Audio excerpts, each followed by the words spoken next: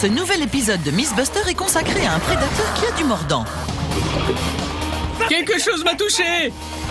Adam et Jamie se jettent à l'eau et reviennent sur leurs meilleurs souvenirs de requins. Je vais commencer à uriner dans ma combinaison, d'accord? Il y aura des extraits de films J'ai vu les dents de la mer, ça m'a rien fait. et des images de la vie réelle. L'équipe revient sur les 25 mythes de requins les plus spectaculaires de l'histoire de Mythbusters. Voilà le travail! Et la cerise sur le gâteau? Eh bien, disons qu'elle vaut vraiment son pesant d'aileron. Je suis prêt. Oh mon sang! Prends ça dans les dents, le requin. Qui sont les Mythbusters? Adam Savage 70% de preuves scientifiques. et Jamie Heineman. C'est assez chaud là? À eux deux, ils ont plus de 30 ans d'expérience dans le domaine des effets spéciaux. À leur côté, Tori Bellecci, Pourquoi on fait ça? Grant Imahara C'était super cool! et Carrie Byron. C'est parti. Ils ne se contentent pas de recenser les mythes, ils les mettent à l'épreuve.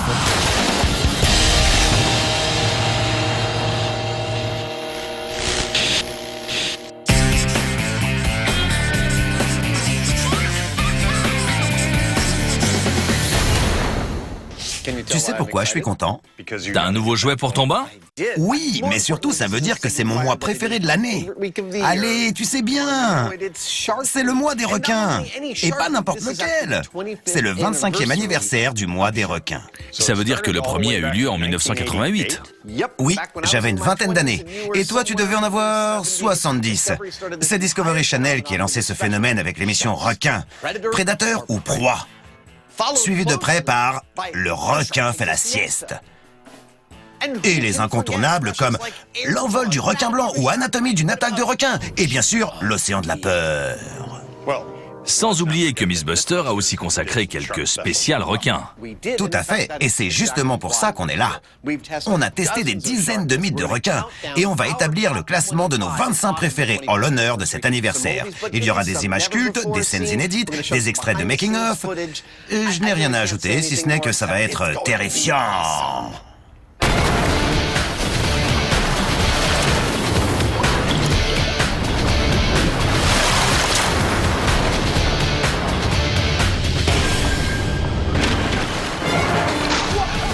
Avec des archives à faire rougir celles du mois des requins. Ouais, je vais commencer à uriner dans ma combinaison, d'accord? Adam et Jamie s'apprêtent à vous révéler leurs 25 meilleurs souvenirs de requins. Au programme, des cris, des rires et du vomi. Quelque chose m'a touché! Mais avec une collection aussi vaste, par où commencer?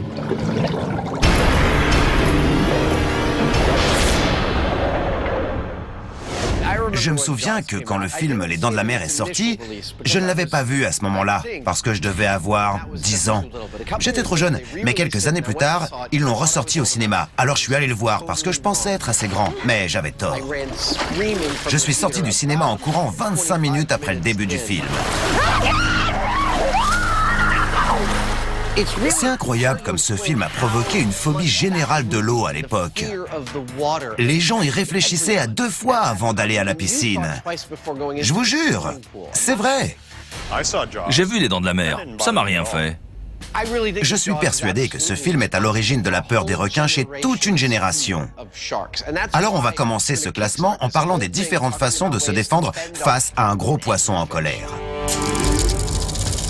C'est Steven Spielberg qui a répandu le mythe selon lequel on pouvait combattre un requin. Dans son film, le monstre recule lorsqu'on le frappe sur le museau. Mais est-ce que se défendre fonctionne? On a testé plusieurs techniques de défense. La première consistait à le frapper sur le nez. Alors, on a fabriqué des poings, disons inédits, qu'on a fixés à des bras mécaniques sur Buster. Avec ça, il pouvait le boxer. Vous êtes prêts? C'est parti. 1, 2, 3. C'était pas loin. Avec Buster au top de sa forme, l'équipe s'envole pour les Bahamas où les requins sont en nombre. et où le test va pouvoir avoir lieu. On a un robot sous l'eau qui est recouvert de thon. Encore une journée classique chez les Miss Buster. Une fois que Buster a été dans l'eau, tout le monde a vite compris que notre mise en scène était un peu trop compliquée. Frappe!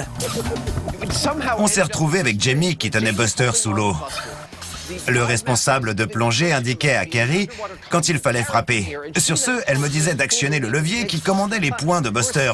Mais une fois passé toutes ces étapes, le requin avait eu le temps de déguerpir et Buster frappait dans le vide. Il a bien fallu reconnaître que ça ne fonctionnait pas. Les points n'atteignaient pratiquement jamais la tête des requins. On est donc passé au plan B. En l'occurrence, moi. Dans la deuxième phase du test, l'homme a remplacé la machine. C'est Jamie qui a dû affronter les requins. Mais a-t-il réussi à en mettre un KO? En descendant, je me disais que si le requin voulait me dévorer, il le ferait. Les requins sont tout autour, mais ils ne l'ont pas encore croqué. Et finalement, il n'appréciait pas du tout que je les frappe. Ça n'était pas de vrais coups de poing, mais il les sentait. C'est sûr. Cela confirmait le mythe des coups de poing. Mais comme Adam l'a souligné précédemment, ce test de défense s'est fait en 3 phases. On a compris que les requins n'aimaient pas recevoir des coups. Mais on s'est demandé si lors d'une attaque, lorsqu'il vous tient entre ses dents et qu'il vous secoue dans tous les sens, il était possible de le frapper au museau ou de lui arracher les yeux. Pour le vérifier, on a construit RoboShark. RoboShark ou Carcharodon roboticus était déjà impressionnant à l'atelier. C'est l'heure du bain. C'est l'heure de son premier repas. Mais dans l'eau, c'était encore autre chose. C'est affreux. Un vrai film d'horreur. Pourtant, quand Adam s'est retrouvé pris au piège de sa mâchoire, Il le mord par les fesses. malgré la violence des secousses infligées par le requin, il a réussi à lui arracher un œil. Je l'ai eu! Et malgré quelques difficultés, il y est toujours arrivé, quelle que soit sa position. C'est marrant. Il paraît que cette superstar aurait de super sens. C'est important de savoir repousser un requin, parce que s'il vous cherche, il vous trouvera. Les requins ont des sens très développés. En effet, en plus des 5 sens qu'il a en commun avec l'homme, le requin en possède un 6e. Au niveau de son museau se trouvent des récepteurs appelés ampoules de Lorenzini qui lui permettent de détecter les champs électromagnétiques que tous les organismes vivants émettent. C'est ce qui lui garantit de ne jamais rater une proie. En gros, pour échapper à un requin, on peut nager, mais on ne peut pas se cacher. Carrie, Tori et Grant ont eu l'occasion de s'en rendre compte lors de leur expérience visant à déterminer si les requins voyaient hors de l'eau. Inspiré par une scène de film où un requin attaquait un perroquet, ce mythe s'est révélé vrai. Le poisson est sur le bâton au-dessus de l'eau. On va voir si les requins le repèrent. Ils l'ont bel et bien repéré. Oh! Oh! Il a failli m'entraîner avec lui, t'as vu ça? Dès que le poisson a été dans leur champ de vision. Il saute hors de l'eau pour attraper les appâts. Oh! Il est monté, bam! Les requins dévorent leurs appâts les uns après les autres. Non seulement ils voient hors de l'eau, mais ils tiennent compte de la réfraction, ce qui leur permet d'atteindre leur cible à tous les coups. C'est certain, les requins voient hors de l'eau. Le mythe est confirmé.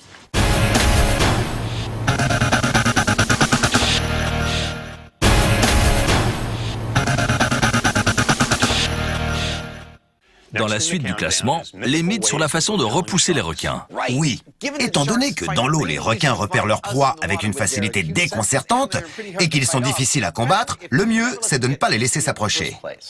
On a testé 3 techniques différentes pour les tenir éloignés. Oui, et les résultats ont été très inégaux. La première technique implique quelque chose de très épicé. On raconte que les Indiens Kuna, pour se protéger des requins, utilisaient les piments habaneros les plus forts qu'ils trouvaient. Mais leur rideau de piment tenait-il vraiment les requins à distance ou servait-il juste à relever leur repas? Pour le savoir, on a pris les piments les plus forts qu'on ait trouvés, qui correspondent à 350 000 unités sur l'échelle de Scoville. Ça équivaut plus ou moins à mordre dans du charbon brûlant.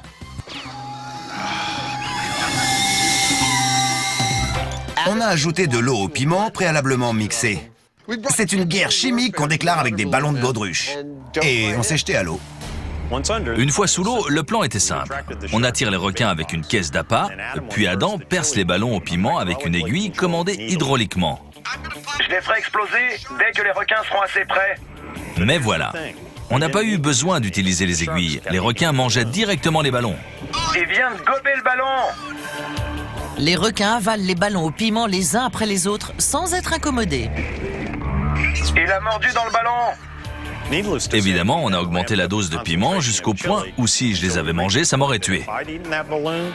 Mais ça ne dérangeait toujours pas les requins. Le piment n'a pas eu l'effet escompté. Alors, essayons le magnétisme animal. Les gens qui regardent Mythbusters régulièrement savent que Jamie a un faible pour les aimants. Je crois que ça date de mon adolescence. Depuis cette époque, j'ai toujours été fasciné par les aimants. J'aime beaucoup ce mythe. Il implique une vraie expérience scientifique. L'idée était d'utiliser un aimant assez puissant pour saturer le sixième sens du requin de façon à le faire fuir. L'idée paraissait prometteuse. À l'approche des aimants, les requins citrons semblaient sursauter. Oh! Il a failli s'échapper. Le mythe semblait se confirmer. Tous les requins refusaient de traverser une ligne d'aimants placée dans l'eau. Ça semble évident que les aimants font fuir les requins.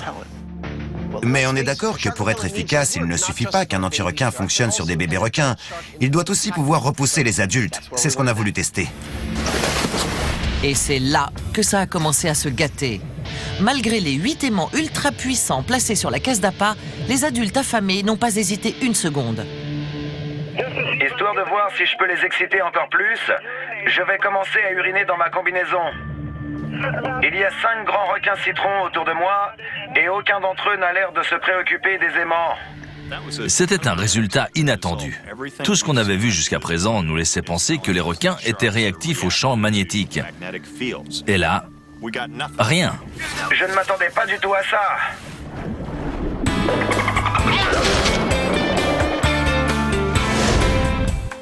Le troisième mythe sur les techniques pour repousser les requins vient de pêcheurs qui racontent qu'un dauphin leur aurait sauvé la vie.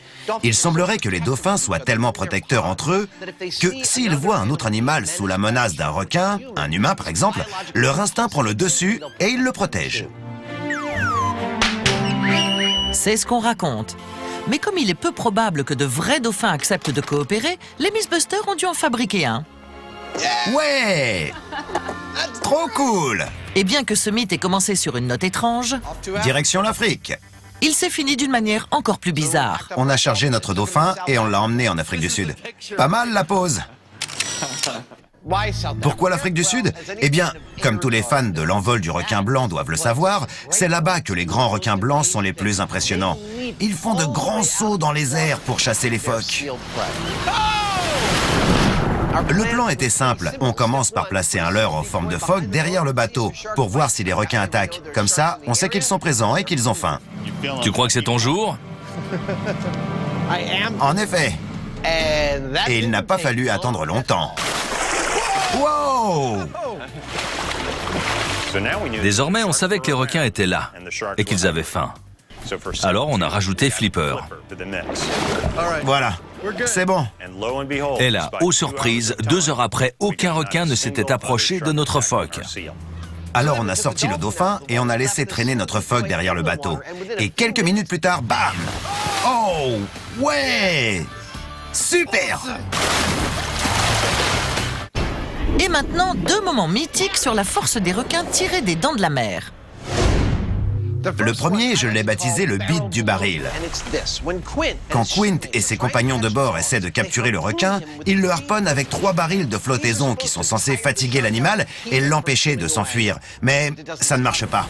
Il plonge comme si de rien n'était, avec les 3 barils accrochés à lui. Pour tester la scène, Adam s'est débrouillé pour récupérer les barils qui ont été utilisés dans le film. Il a juste dit qu'il fallait pas les brûler, les faire exploser ou les perdre. Il a déjà vu l'émission? On a attaché les barils à un bloc de béton au fond du port de Mare Island. Un câble reliait les barils à un dynamomètre, lui-même relié à un blindé. normal, non? Exactement. Adam s'est installé dans le blindé et l'équipe était enfin prête à calculer la force nécessaire pour immerger les barils. 680. On est à 680. Ils sont immergés, Carrie? Ils viennent juste de plonger. On est à 540 kilos. On est à 540 kilos. Il a fallu 540 kilos force pour immerger ces barils. Est-ce qu'un grand requin blanc serait capable de le faire? Non. Bon, peut-être qu'un requin blanc exceptionnellement grand pourrait les faire passer sous l'eau l'espace d'une seconde ou deux. Mais l'idée qu'il puisse les immerger pendant des heures est complètement bidon. Les Dents de la Mer, 0. Mythbusters, 1. Il y a une autre scène un peu plus tard dans le film où le requin percute le bateau de Quint tellement fort qu'il finit par percer un trou dans la coque. On s'est d'abord procuré un bateau qui ressemblait à celui du film. Puis on a fabriqué un requin avec une tête en caoutchouc et en fibre de verre. Pour le corps, on a utilisé un tuyau en acier et surtout, on s'est assuré qu'il pesait le même poids qu'un grand requin blanc. Donc, retour à la marina. On plonge notre requin dans l'eau face à l'Orca 5 et on s'apprête à le tirer vers le bateau à une vitesse de 40 km/h, ce qui correspond au record de vitesse enregistré pour un grand requin blanc. Allez, vas-y! Au début du test, je pensais pas que ça allait marcher. Mais il semblerait qu'une masse de 1360 kg, lancée à 40 km/h, engendre pas mal de force. Oh, on a une caméra à l'eau. Finalement, la force engendrée est assez importante pour que ce mythe de cinéma soit confirmé. Le requin s'est retourné, mais il a bel et bien percé la coque. Cela nous fait donc 1 pour les Dents de la Mer et 1 pour Mythbusters. Égalité parfaite.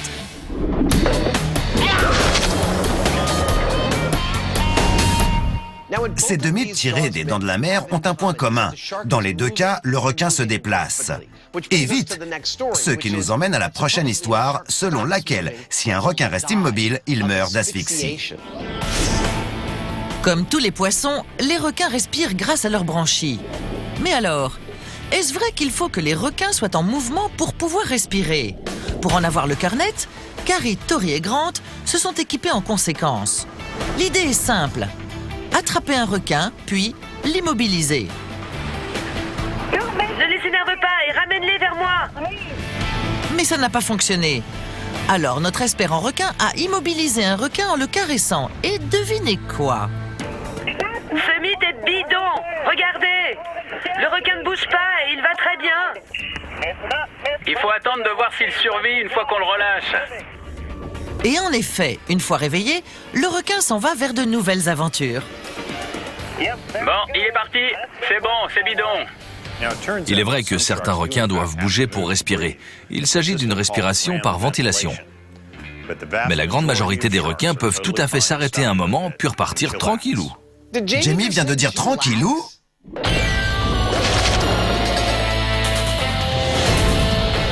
Et non, le mythe des vestiges du passé ne concerne pas Heinemann, même si c'est une sorte de Mathusalem. Il s'agit d'une idée qui revient souvent selon laquelle les requins seraient apparus tels qu'ils sont aujourd'hui, il y a 400 millions d'années. C'est une théorie qui est souvent énoncée comme un fait. Mais les requins sont-ils vraiment plus vieux que les dinosaures? Oui, on a retrouvé des fossiles de requins vieux de 400 millions d'années. Mais est-ce que c'était les mêmes qu'aujourd'hui? Pas vraiment. Les requins de l'époque n'avaient rien à voir avec ceux d'aujourd'hui. Les requins sont devenus les poissons que nous connaissons et que nous aimons il y a environ 100 millions d'années.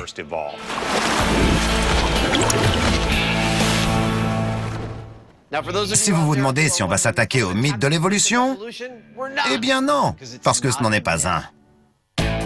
Donc, les requins ne sont pas tout jeunes, et ceux d'entre eux qui sont des prédateurs auraient un point commun. Ils seraient capables de détecter une goutte de sang dans une piscine olympique. Est-ce bien vrai? Le mythe selon lequel les requins seraient capables de repérer une goutte de sang dans une piscine existe depuis la nuit des temps. Mais quand on l'a mis à l'épreuve, on a obtenu des résultats intéressants. 1, 2, 3. Ah oh! On a commencé avec du sang humain. Et les requins s'en balançaient grave.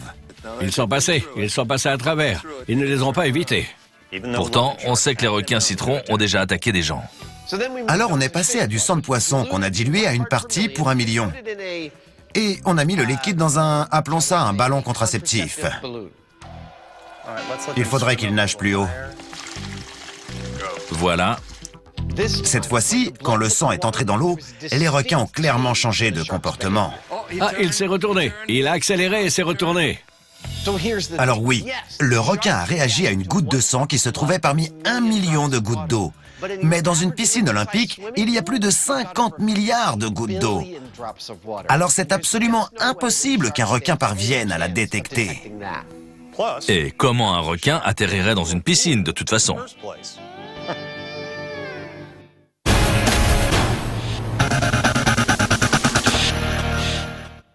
Nous revoilà, on célèbre le 25e anniversaire du mois des requins. Et Jamie et moi avons classé nos 25 meilleurs mythes de requins.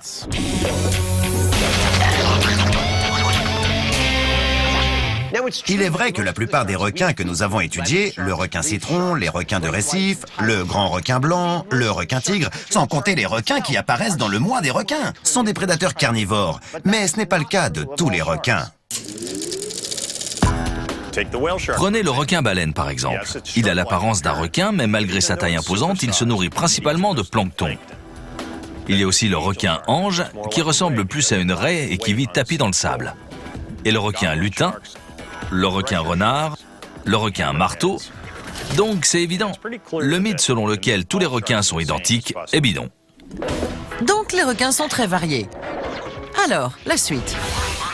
Notre prochain mythe nous a été inspiré par un des concurrents de Discovery Channel. Je peux dire son nom?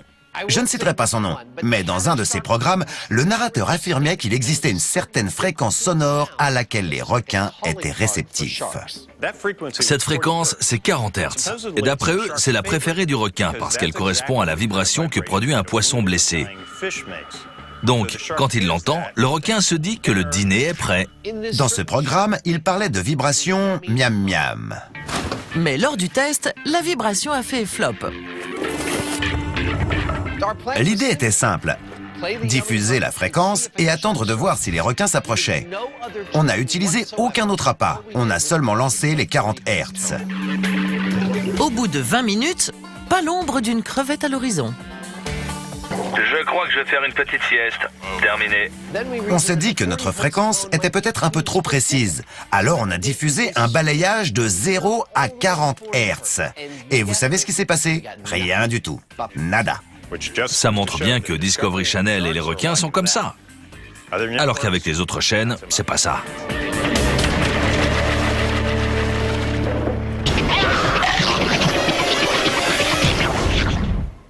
La vibration n'a pas fonctionné, mais on a continué de vouloir attirer les requins. Au menu, le meilleur ami de l'homme. On raconte que de nombreuses attaques de requins auraient été causées par des chiens. Ce serait leur façon de nager et l'odeur de leur crotte qui attirerait les requins depuis le grand large. Quand Carrie, Tori et Grant sont arrivés pour le test, on a eu un grand débat pour savoir si on devait utiliser un vrai chien ou pas. On avait même trouvé un chien et son propriétaire qui étaient prêts à nager avec des requins. Il avait même été question de fabriquer un gilet de sauvetage pour le chien, au cas où il serait fatigué. On avait envisagé de construire une cage à requins miniature. Mais au final, on était tous d'accord pour dire qu'il était absolument impensable que le chien se fasse dévorer au cours de l'expérience. Mais en même temps, un résultat, c'est un résultat, non? Il n'était donc pas question d'utiliser un vrai chien pour l'expérience. Alors les Mythbusters ont eu recours à une solution un poil farfelue. Le robot de Grant a eu besoin d'un coup de pouce. Viens là, allez, Allez mon chien, saute! va chercher la babelle. Allez, vas-y! Pour commencer, Gertie, le chien de Carrie, a dû établir un modèle de nage. Ouais! C'est bien mon chien, ça. Mais le robot de Grant avait encore besoin de quelques éléments naturels. Des excrétions corporelles que seul un vrai chien pouvait lui fournir. Allez Gertie! Et pour ce faire, Gertie a dû subir une visite quelque peu embarrassante chez le vétérinaire. Oh mon Dieu, ça fouette. Une fois les fluides récoltés, c'était à Robodog de jouer. Je lui ai pas appris à faire ça. Robodog ne paye pas de mine, et pourtant, il est capable de diffuser les odeurs d'un vrai chien, d'émettre les bons sons, et ses mouvements sont mécaniques. Ce qui fait de lui le parfait robot sous couverture. Mais parviendra-t-il à attirer des requins? L'équipe a réalisé une expérience très intéressante. Ils ont compté le nombre de requins qui s'approchaient du bateau en 20 minutes, sans appât, sans rien. Tout temps en temps, il s'approche de moi pour vérifier si je suis comestible. Puis, ils y sont retournés 24 heures plus tard et ils ont mis Robodog à l'eau, qui a nagé comme un chef. Robodog est génial. Il nage comme un vrai chien. Mais il ne s'est pas contenté de nager. Allez, Tori, tiens-toi prêt. On envoie l'urine et les sécrétions anales. Eh oui, Robodog a d'abord fait pipi, puis caca, et il a saigné. Je vois un requin qui s'approche de la surface. Mais malgré tout ça, après 20 minutes, le nombre de requins qui s'étaient approchés était le même que la veille. Conclusion, le mythe est bidon. Je maintiens qu'on aurait dû utiliser un vrai chien. C'est un bon chien. Mais oui, c'est un bon chien. Et maintenant, un test où Jamie s'est senti comme un poisson dans l'eau. Après avoir quitté l'Afrique du Sud, j'étais encore perplexe quant à cette histoire de vibration miam-miam. Ah, c'est reparti. Cette fameuse fréquence de 40 Hz était censée simuler un poisson blessé. Alors je me suis dit, pourquoi ne pas fabriquer un poisson blessé ? Alors quand on est allé aux Bahamas, 2 ans plus tard, je me suis assuré qu'on n'allait pas laisser passer cette occasion. Les revoilà dans des eaux infestées de requins. Jamie remet le couvert, mais cette fois à l'ancienne, avec 2 poissons en plastique au bout d'un bâton et le plus petit canot pneumatique du monde. Je dois bien reconnaître à Jamie que quand il a commencé à secouer ses poissons à la surface, les requins sont devenus dingues. Ouais! Jamie ne s'arrêtait pas de secouer ses poissons. On aurait dit un gamin. Ouais! Mais sous l'eau, je voyais qu'il y avait de plus en plus de requins autour de nous et qu'ils étaient de plus en plus agressifs. Et voilà le travail. Moi, j'étais sous l'eau, équipé d'une cotte de maille pour me protéger des requins. Et Jamie était à la surface, sur son petit canot, un jouet conçu pour des eaux calmes. Il était à 2 doigts de se transformer en repas pour ces requins. Alors, malgré son enthousiasme, on a arrêté le test. Gros bébé. L'un de mes meilleurs souvenirs de Mythbuster, c'était en Afrique du Sud. La première fois que Jamie est entré dans la cage à requins. Qu'est-ce que vous voulez? Mon deuxième prénom, c'est Danger. Bon, je vous vois venir, alors oui.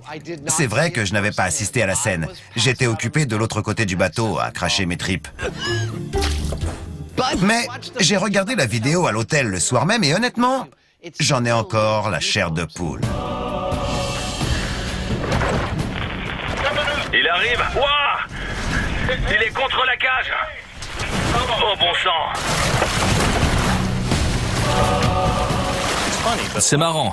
Beaucoup de gens m'ont demandé ce qui se passait dans ma tête à ce moment-là. Je m'en souviens, je me disais, mais on n'a pas déjà prouvé que les cages à requins n'étaient pas du tout fiables? Inspiré par une scène des Dents de la Mer, l'équipe avait décidé de mettre à l'épreuve le mythe de la cage en métal. Et les résultats ont été étonnants. Lorsque leur faux requin lancé à 40 km/h est entré en collision avec la cage, cette dernière a été pulvérisée. Regardez ce qu'il y a sur le requin. C'est un morceau de la cage? On dirait bien qu'il l'a transpercé. Joli coup! Heureusement pour Jamie, en Afrique du Sud, le requin n'était lancé qu'à 8 km/h. Alors les barreaux de sa cage ont tenu le coup. Il était là comme...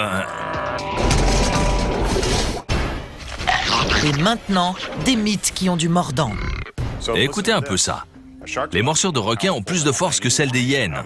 Ou encore, une morsure de requin a une force de 21 kg au centimètre carré.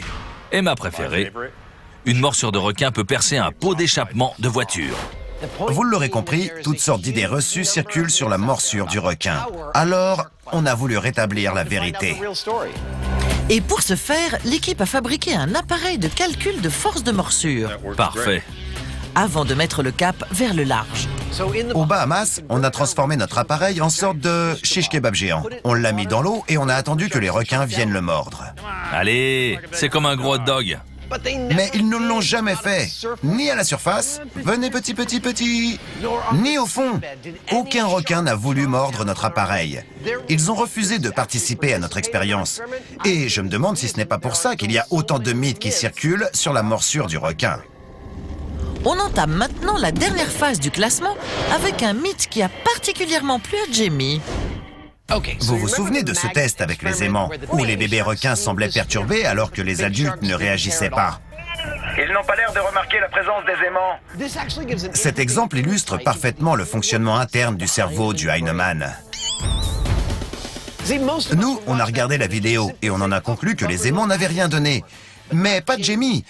Lui avait surtout retenu que les bébés requins avaient réagi. Ça semble évident que les aimants font fuir les requins. Et en moins de temps qu'il n'en faut pour le dire, il avait déjà élaboré un plan pour fabriquer une télécommande à bébé requin avec des aimants. Je vous jure! Ce n'était certes pas très conventionnel, mais grâce à un appareil qui permet d'activer et de désactiver des aimants à la demande, Jamie était persuadé de pouvoir télécommander un requin. Voilà à quoi ça ressemblerait d'être enlevé par des extraterrestres. Malheureusement, l'enlèvement ne s'est pas très bien passé. Le requin-tigre s'est contenté de bouder sur le sable jusqu'à ce qu'on lui retire son attirail. Quelle surprise!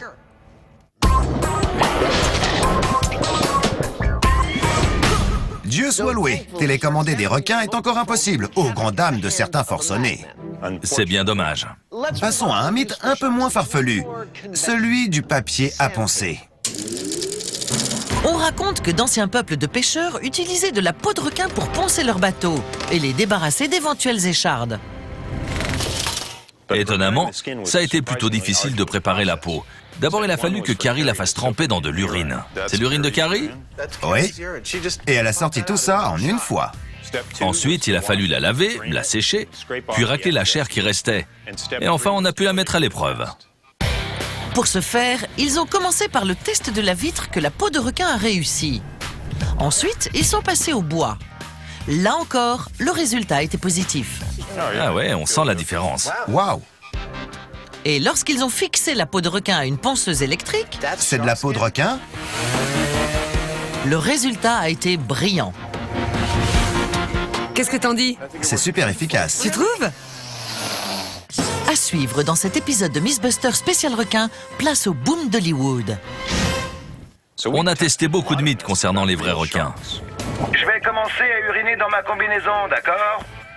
On a aussi testé des mythes qui étaient censés s'appliquer à de vrais requins. Ouais! Et on a même testé un mythe sur un faux requin imaginé par un mec de Hollywood qui n'a certainement jamais été bon en sciences, à l'école. Le film s'appelait Peur bleue. Il y était question de cerveau de requin génétiquement modifié dans l'espoir de trouver un remède à la maladie d'Alzheimer.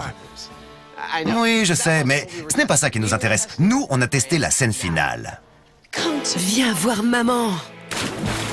Une scène finale explosive préparée avec une recette spéciale catastrophe. Ouais! Il nous rattrape! Les ingrédients du film ont été reproduits à la perfection. Dans 3, 2, 1, feu! Il ne s'est rien passé. Alors ils ont recommencé et là encore, rien du tout. 3, 2, 1, feu!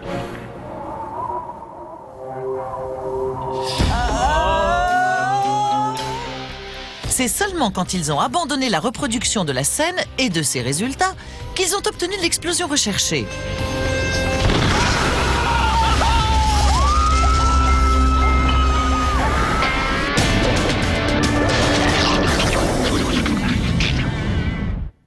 Donc Peur bleue n'était qu'une absurdité futuriste, ce qui nous amène à notre prochaine histoire qui, elle, est plutôt médiévale.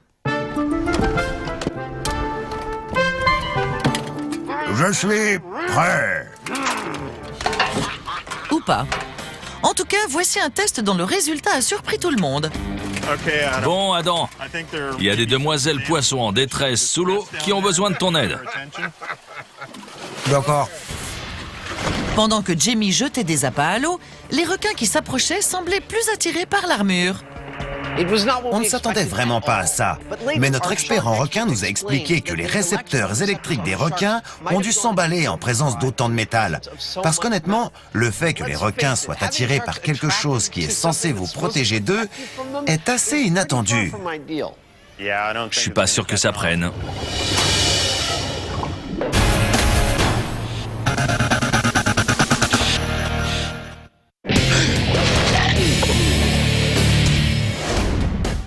En fait, on n'aurait pas dû trouver ça si surprenant que les requins soient attirés par mon armure en métal. La première fois qu'on a testé le miam miam jaune, les requins avaient l'air de préférer l'argenté. Adam a raison.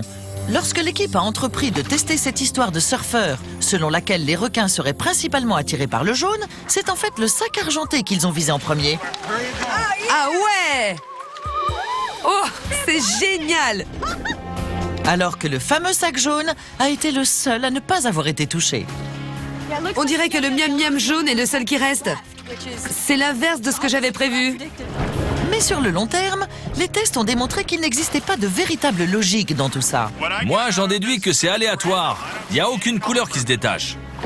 En gros, les requins sont plutôt peu regardants en matière de nourriture.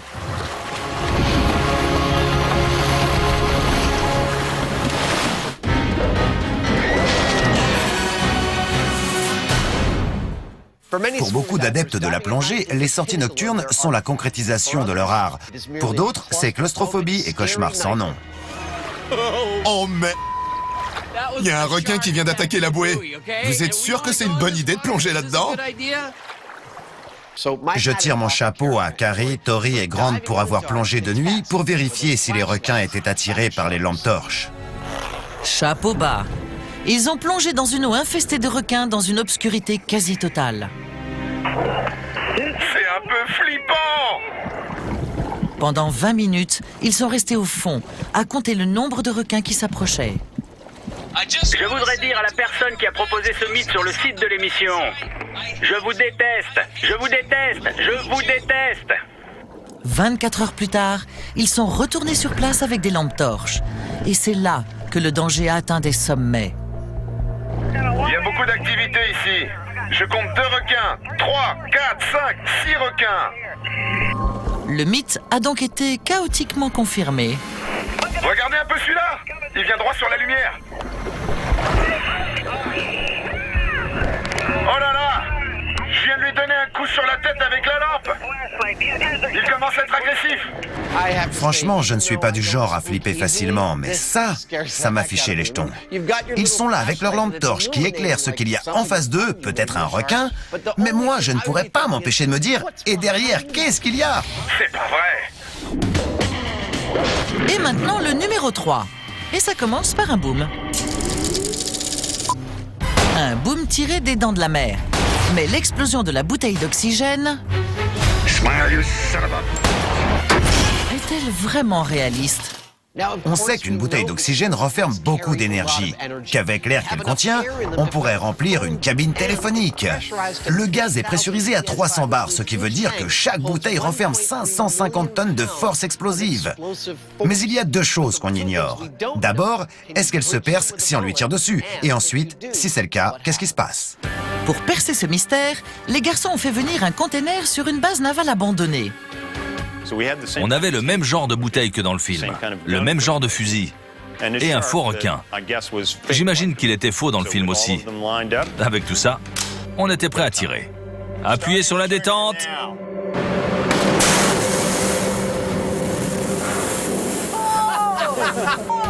À l'intérieur du bunker, la bouteille s'est transformée en torpille. Elle fusait dans tous les sens. Mais il n'y a pas eu d'explosion. À ce moment-là, le mythe était bidon. Alors on a fait ce qu'on fait souvent, c'est-à-dire utiliser des explosifs pour obtenir le même résultat que dans le film. Attention! Cette fois-ci, les explosifs ont percé le conteneur et notre requin a volé en éclats. Mais bien que notre premier test ait été beaucoup moins spectaculaire et qu'il ait prouvé que le mythe était bidon, je crois quand même qu'il aurait pu tuer le requin. Ou, en tout cas, le faire fuir. Imaginez, on tire sur la bouteille, de l'air s'en échappe et elle est propulsée dans le ventre du requin tel un missile. Elle finit par atteindre ses intestins. Et si ça ne le tue pas, ça le fera au moins déguerpir.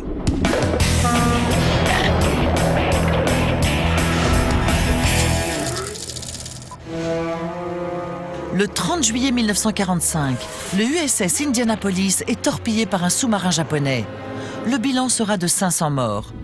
La plupart des victimes ont été dévorées par les requins. Dans leur rapport, les rescapés indiquent que c'est en se faisant passer pour morts qu'ils ont survécu. C'est une stratégie que Carrie, Tori et Grant ont mise à l'épreuve. Et c'est mon meilleur souvenir de requin de l'émission. Ah ouais, c'est pas mal. D'abord, ils ont commencé à jeter plein d'appâts dans l'eau. C'est l'heure de l'apéro. Et là, au milieu de ce dangereux festin, Grant et Tori ont fait leur entrée. Oh. Je le sens mal. C'est craignos. Ça craint, hein, Max? Mais ce n'est pas tout. Grant doit rester immobile pendant 10 minutes, pendant que Tori s'agite un peu plus loin. 10 minutes. 10 minutes. Vous imaginez? Allez les requins, venez chercher à manger. Pendant ce temps, Carrie se charge de compter le nombre de requins qui s'approchent de chaque membre de l'équipe. Allez plutôt par là! Tu parles beaucoup pour un mort. Après 10 minutes, les garçons changent de rôle. C'est désormais Tori qui fait le mort et Grant qui doit paniquer et s'agiter dans tous les sens. Mais Grant sait ce qui vient de se passer. Il sait qu'en s'agitant, il va attirer plus de requins, ce qui rend la deuxième partie du test beaucoup plus effrayante. Au secours! À l'aide! Je suis pas un expert, mais j'ai l'impression que Grant était vraiment en train de paniquer. C'était pas de la comédie. N'oublions pas qu'il supporte pas de toucher des poissons. Au secours! Très réaliste. On dirait vraiment que t'as peur. À l'aide! Ah! Mais... Quelque chose m'a touché! Ça devait être un requin. Ah! Sortez-moi de là! C'est chaud. Allez! Il est là, au milieu de l'océan, en train d'essayer de se faire manger. C'est tout l'intérêt du test. Un grand classique. En effet, un grand classique.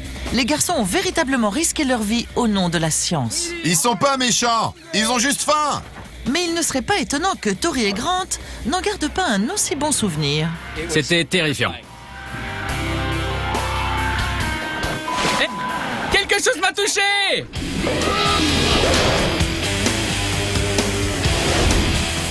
Ça y est, nous y voilà. Roulement de tambour.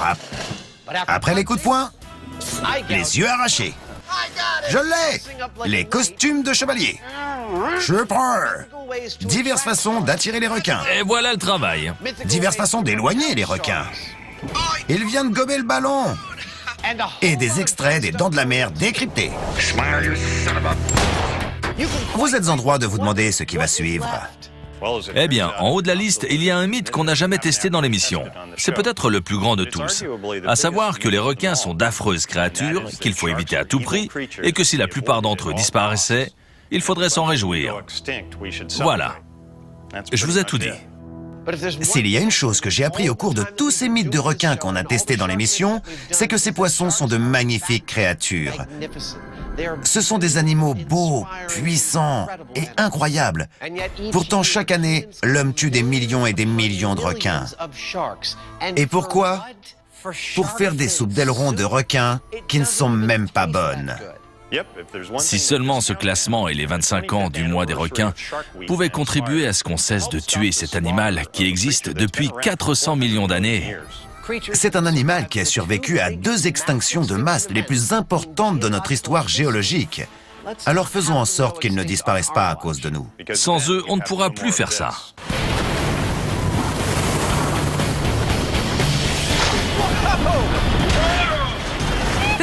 Petit.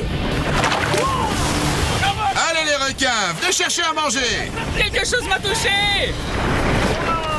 Bon, ça y est. C'est génial! Regardez-le! Il se demande ce qu'il doit faire. Ah ouais. Ouais, on a réussi.